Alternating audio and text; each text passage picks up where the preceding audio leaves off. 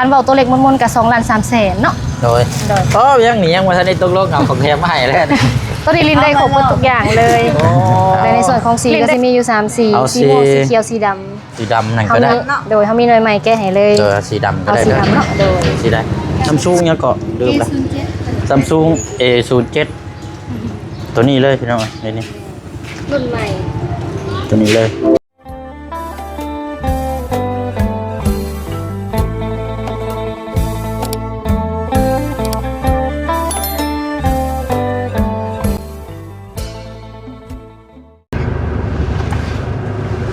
ได้ใช่ไหมไปหน่อยเนาะบ่ได้เข้ามาซอยนี่เป็นปีเดี๋ยวบ่จักสินนี่ซอยในตลาดซีนูพี่น้องเนาะ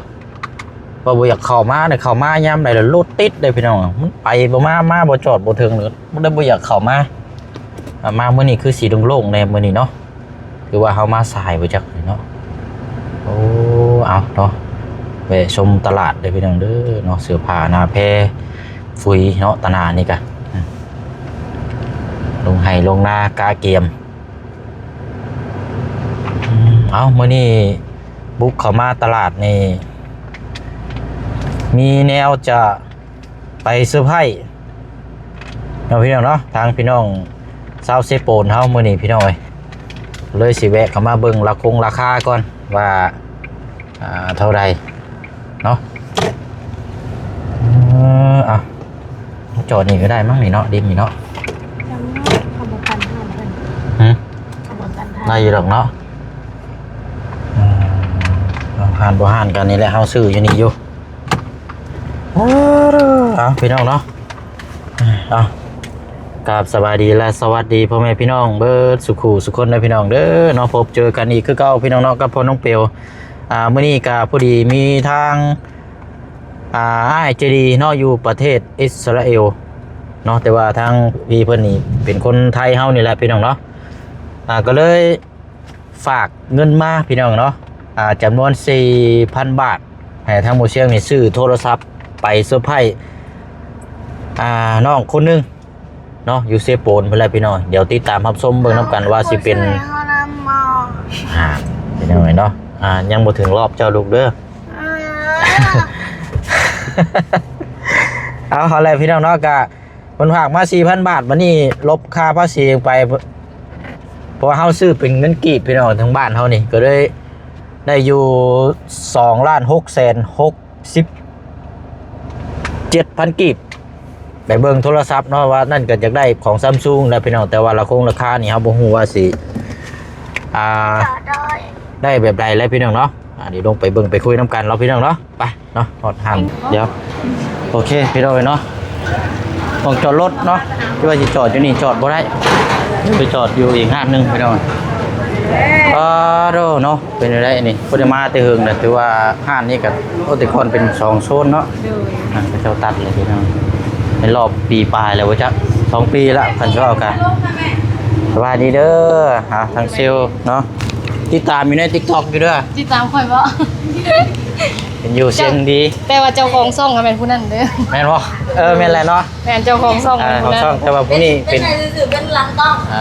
เป็นตัวประกอบเนาะเป็นหลังกล้องตัดต่อยซุเพิ่นก็เป็นคือว่าเป็นทั้งห้องนำบ่โดยเป็นน้ำห้องน้ำเสียงดีเลยทั้งห้องเพลงทั้งขายโทรศัพท์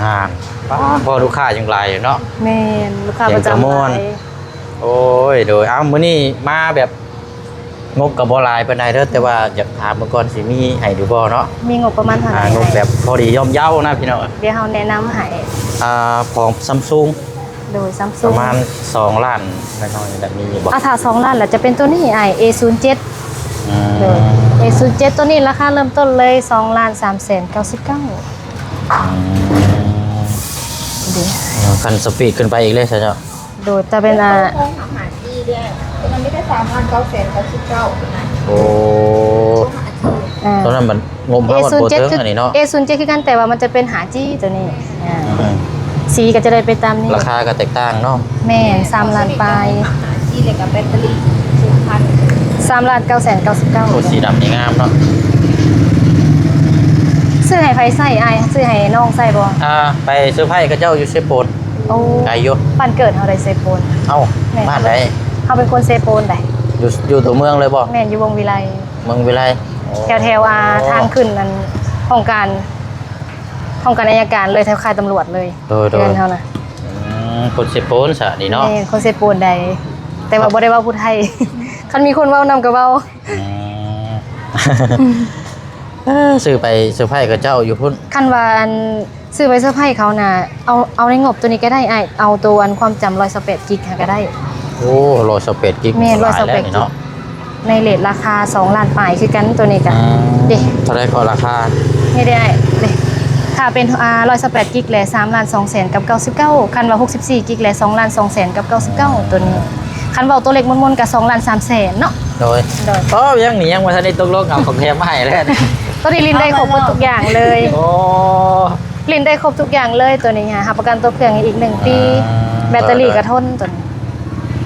นี่ได้ว่าสิเอางบตัวนี้ก็ได้นี่เด้อเอาตามตัวนี้ก็ได้ เอาตัว2ล้าน3แสนนี่เนาะเว้าตัวเล็กมนๆซะ2ล้าน โดย 2แสนกับ99,000 อีกพันเดียว แต่ว่าทางเฮาเดี๋ยวเสียดส่วนลดให้ลูกค้าเพราะว่าทางเพิ่นก็เป็นลูกค้าประจำห้านเฮา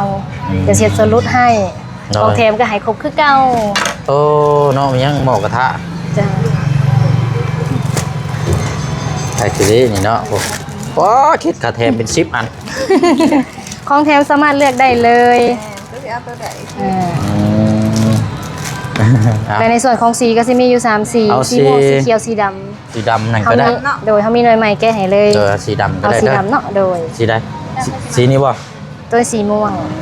เนาะ อันผู้หญิงบ่ใส่เด้อผู้ชาย คิดว่าในใดบัดนี้เนาะเอาบ่ขอบอกดีกว่า เอาเซอร์ไพรส์โดย เซอร์ ความ ไพรส์ ลับ เนาะ ลับสุดยอดนั่นเลย ความลับได้คำว่าลับแต่ต้องรอเบิ่งน้ำกันนะ โอเคเดี๋ยวเฮาเข้าไปติดตาม อันน่ะเอาสีนี้ก็ได้อ่ะ เอาก็จะเห็นสีม่วงเนาะโอเคสีม่วงล่ะ สีม่วง โดยสีม่ว มี ง แต่ติดตั้งอันนั้นนี่ชื่อก็พอแล้วอันน่ะพวกทั้งเป็นอย่างเดียวเพิ่นตั้งเองก็ได้ ดาวน์โหลดให้ซื่อๆเนาะอัปเดตให้เนาะ โด โด ย ยโอเคเคสนี้เลือกแล้วบ่ให้ เคสนี้เอาอะไรก็ได้หรอกทั้ง เอาตัวใดก็ได้เนาะ โดยเท่าไรก็อัน2ล้าน 2ล้าน2แสนกับ99,000เอาน้ำอ้ายแต่2ล้าน2แสนกับ50เฮ็ดส่วนลดให้ โอ้ 2%โดย โดยเอ้าถ้าพี่น้องเนาะเป็นติดตั้งให้แกะกล่องเลย แกะกล่องใหม่ให้เลย ถ้าใจยังมองไปพุ่นแล้วพี่น้องเอ้ย แลได้เด้อบ่เป็นหยัง ฮะ ถามเงินเลย ถาม ตัวเองยังคิดได้โทรเรา เดี๋ยวพูด17 iPhone 17 Pro Max บ่ลูก 40,000ปลาย 40,000ปลาย โดย ไม่ไหวเพิ่น 40,000ปลายคันเอาเดี๋ยวเสียส่วนลดให้ค่าประจำตัวน้อยเฮา อันนี้มีแต่ตั้งเร็วให้น้อย แม่โหลดให้เพิ่นแล้วก็อัปเดต ปกติได้แต่ว่าพวกนั้นเดี๋ยวเพิ่นสิไปติดตั้งอีกทีนึงก็ได้ เบอร์แถมเนี่ยเอาลองใช้เนี่ย บ่เอาเบอร์ก็ยังเดี๋ยวพระเจ้าไปใช้ซิมนะก็ได้อันมีอันนั้นอยู่บ่ มีอะไร ขาตั้งกล้องมีบ่ อันค่าตั้งกล้องหาบ่มีอะยังบ่ทันได้สั่งมา แล้ว มีคนมาถามหลายได้เพราะว่าช่วงนี้ก็เขาเจ้าอันอยากเฮ็ดยูทูบเบอร์เด้เนาะตัวนี้อันกดซื้อซ่องให้หน่อยได้เดี๋ยวเฮาจะเข้าไปติดตาม จะมีหลายช่องแล้วนะ ติดตามเพิ่นโหลด รีกดจึ้ง เปลี่ยนภาษาไทยให้นะ เดี๋ยวกดจึ้งใส่แล้วมันจะกระดิ่งเด้อรุ่นนี้มันบ่คือรุ่นเจ้า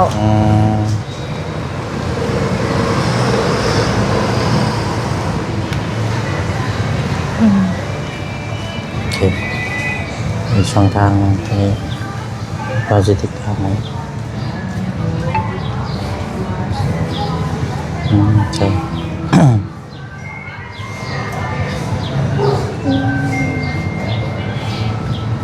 โอเคอ่ะ ตัวนี้เนาะ อันนี้อีกช่องเขาแต่ว่านี่ช่องอีกช่องหนึง แต่ว่าตัวรักอาจจะเป็นตัวนี้แม่นบ่ โดย เบาเสียง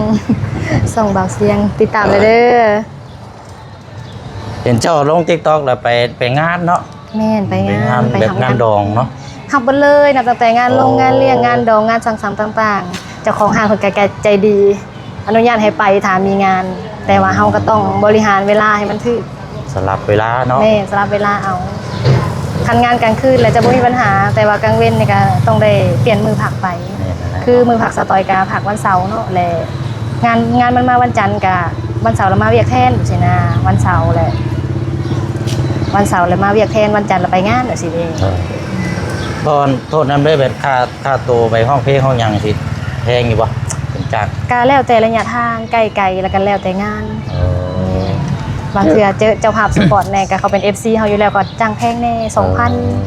1,500 2,000จังซี่ ป นะ ระมาณนี้เนาะ อันแถวเซโนนี่ก็1,000 ปลายนิดๆยิงตามค่าน้ำมันรถมันแพง เสียงดีแล้วก็พอดก็เก่งเนาะ แน่จะได้คำหูประมาณนั้น นั่นตัวประกอบได้ฮะเนาะ นี่ ทางน้องคำหูนะ เท่า โอ้ กับ ตัวตึงในซินูเลยได้หายไปเลยผ่านนี่เช่นนี้โอ้วันนี้เราบ่มาสิซื้อ ตัวตึงเซโน มา LD ลีลาเด็ด เนาะกะโอ้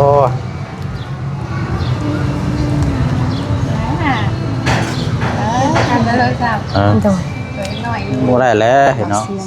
เดี๋ยวเฮา เอ้ย สียง เนาะขาตั้งกล้องบ่มีเนาะ กำลังสั่งมาไอ้ขาตั้งกล้องฮะ เดี๋ยวสิลองเบิ่ง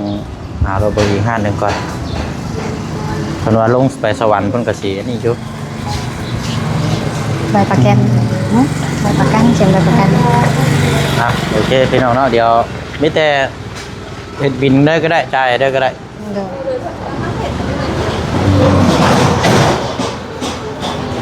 เอาพอดีงบในแหละพี่น้องเนาะซัมซุงก็ถือว่าโอ้ยี่ห้อนี้ถือว่าคักได้แล้วเนาะไปใส่ซัมซุง สายชาร์จอยู่ในนี่ป่ะ ใส่ซักอยู่ในนี้แต่หัวมันเดี๋ยวสิแถมให้ต่างหาก มีแต่สายมีแต่สายหัวบ่มีน่ะพอแห้งแล้วเนาะ เออ มองกันแถมไทย อยากเมื่อเซโปนเด้อเนาะขอติดรถมานำก็ได้บ่นั่งหลังก็ได้ เป็นเวียกอยู่แถวพุ่นทีมงาน โอ้เฮ็ดงานยังไง ซอยเดือพี่น้องกันแหละ อ๋อเฮ็ดเกี่ยวกับอันนี้แหละเนาะ โดย ซอยเหลือหลายคนแถวว่า อยู่ หลาย เซโปนชายแดนพุ่นละไกลทุกทีเพราะว่าในกากะมาแต่ปักซอง อืม ซองแดนนาวปักเซ ดีแล้วอ้ายสมเซยอยู่บ้านใดอ้ายบ้านอยู่หลัก อยู่มันโคกนี่แหละ ๆบ้านโค โค ก กใหญ่ เนาะ ใกล้ๆนะ ขอเบอร์โทรติดต่อหน่อยเด้อ 960 960 89 89 230 230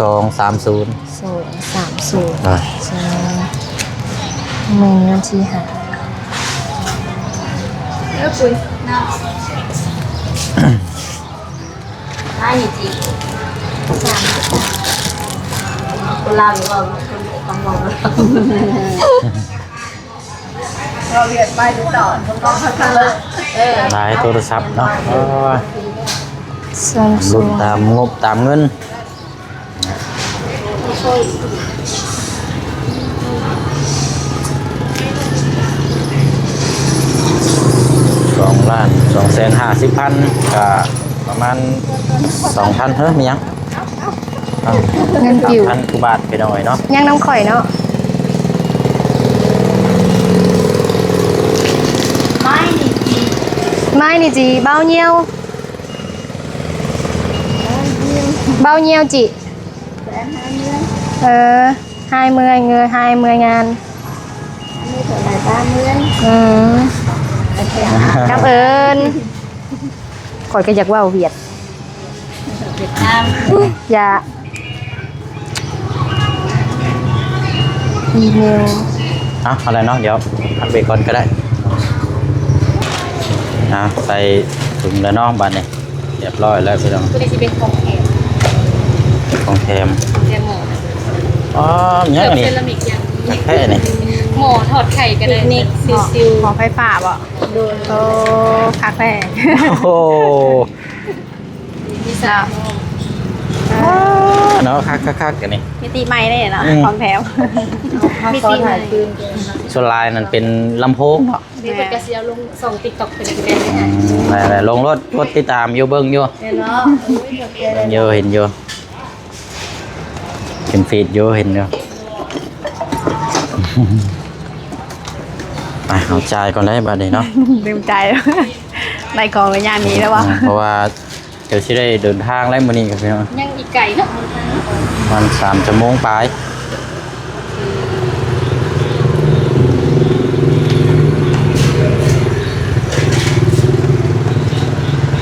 จ่ายก่อน ไม่เห็นจะกระโทษทุกคนโอ้ยแม่ดูจังนะ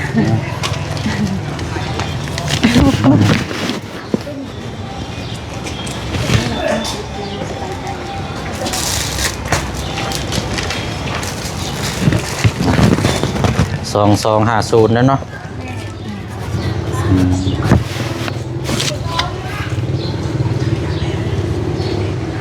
เอาล่ะ มีกล้องประจำตัวถ่ายรูปเด้อ บ่มือกล้องจำเป็นดิซื้อเพราะว่าเพิ่นไปเวียกกับผู้เดียวคือเก่าเพิ่นอยู่บ้าน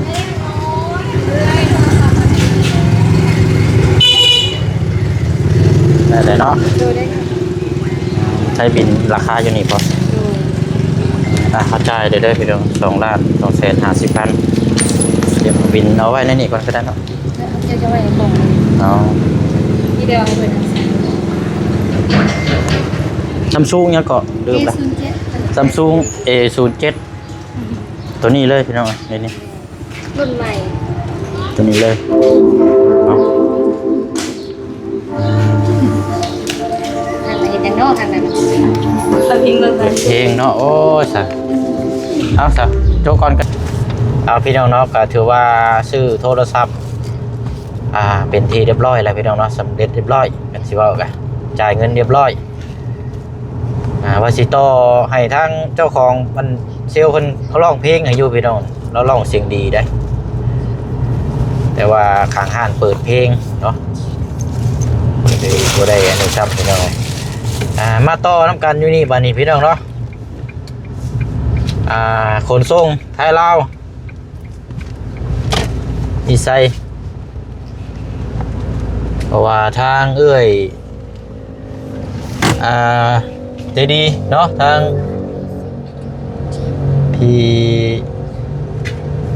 พี่ตายป่ะพี่น้องเนาะเพิ่นฝากอันนั้นมาให้ทางมันน้องเมษาน้อยแต่ว่าบ่ฮู้ว่าสิฮอดหรือบ่แล้วนี่เดี๋ยวเปิดกระจกนี่ก็ได้เดี๋ยวจะต้องไปเบิ่งก่อน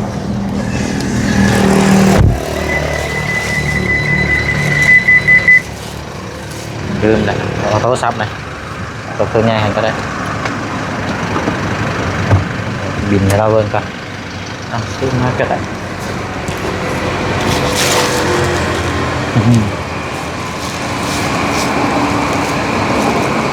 มาแล้วบ่เครื่องนี่เนาะเครื่องมาแล้วบ่ ใช้เรื่อยดิเรื่อยด้วยจ้าค่ะแม่ผู้ดูบอกนะ ไหน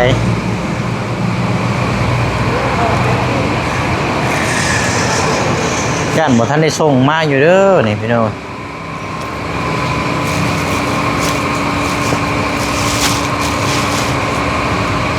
บ่เห็นมีอันนี้เนาะอันน่ะเราบ่ได้อยู่ซั่นบ่แม่ ขี่รถลงไปใส่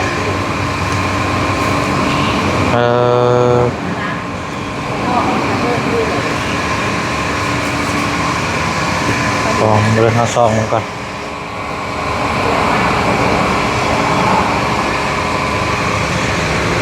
บ่มาเนี่ยบ่มียันกับเจ้ายังบ่ทันได้ส่งอ๋อ เลย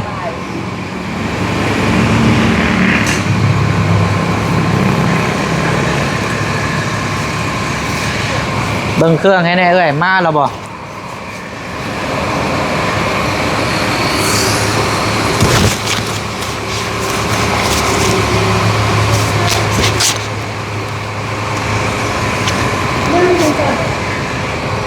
กล้องมันแบบนี้เด้อ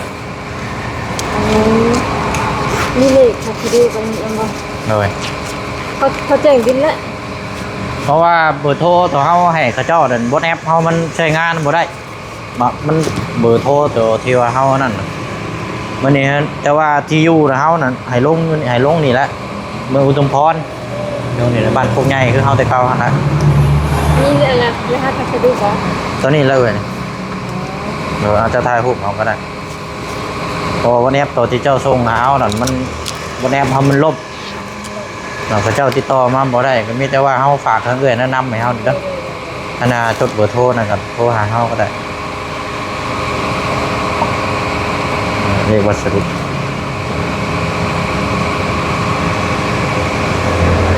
จะกล่อง มีกล่องเดียว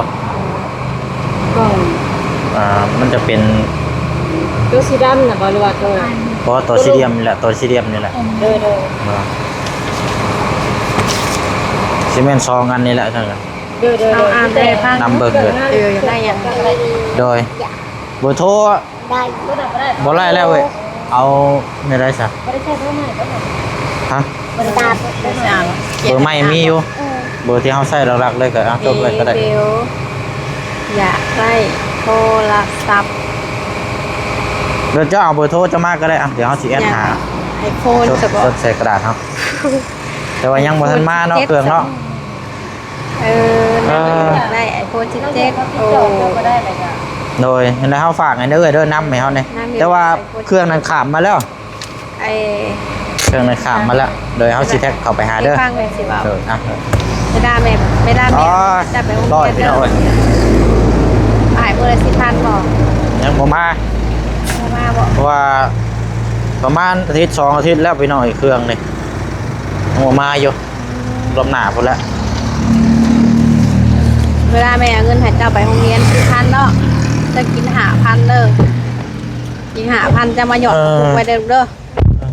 วันนี้เพื่อจะฮอดอายุประมาณ20ปีเนาะเงินในกระปุกเจ้าก็สิได้เจ้าก็สิได้ iPhone 17 รู้จักไงเนาะไอโฟน500แล้ว เขียนได้แม่เลยนะ เขียนได้แม่อ่าน